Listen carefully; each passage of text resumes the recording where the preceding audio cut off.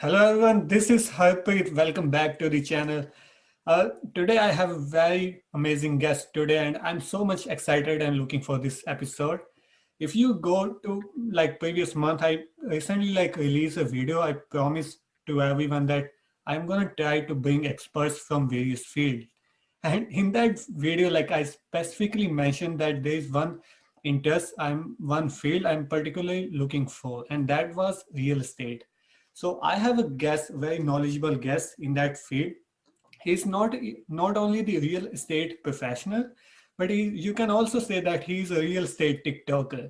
Like he specifically target the Canadian market. He has more than 40,000 followers, more than I believe 300,000 likes.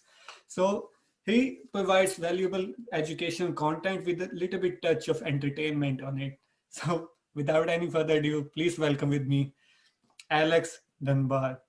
How are you, Alex? Good, thanks. How are you, Harpreet? I'm good, Alex. I'm good. So, Alex, like I mentioned, you are a real estate professional, of course, but you also have a social media platform, which we don't see that much like real estate professional people on it.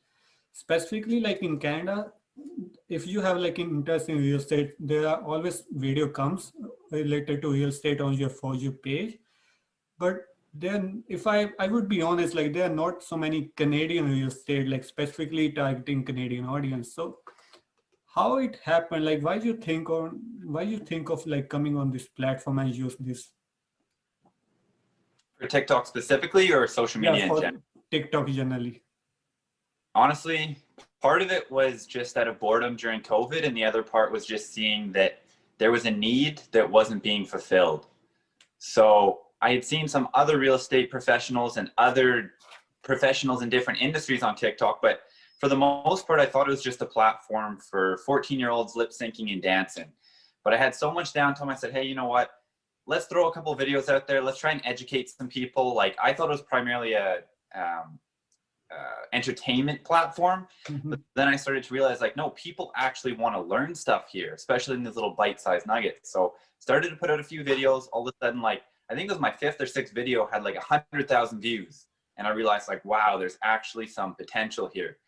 And because with the other platforms such as Instagram or Facebook, they've really limited your organic reach. For people who don't know what organic reach is, it's pretty much reaching new people outside of your own followers, right? Mhm.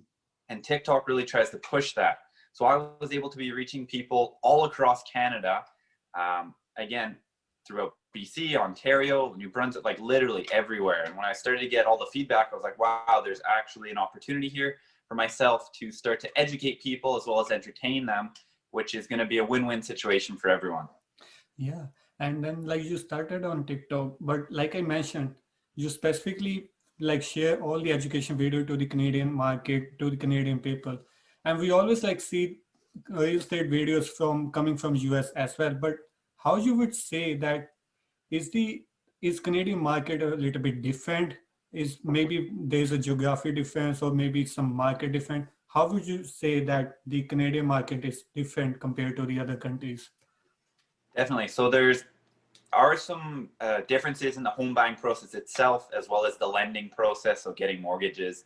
Um, so a lot of stuff, they're a lot more lenient in the States. There's a lot more rules and regulations here.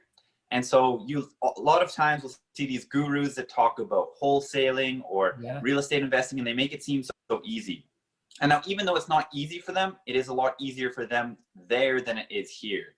And that again comes down to different rules, regulations, just our markets operate differently. Like there's not too many places in Canada where you can find a detached single family home for under $100,000, right? Like in your area, in my area, it would be hard to find a condo for under $300,000 or $400,000, right? So there's a lot of differences and nuances between the two.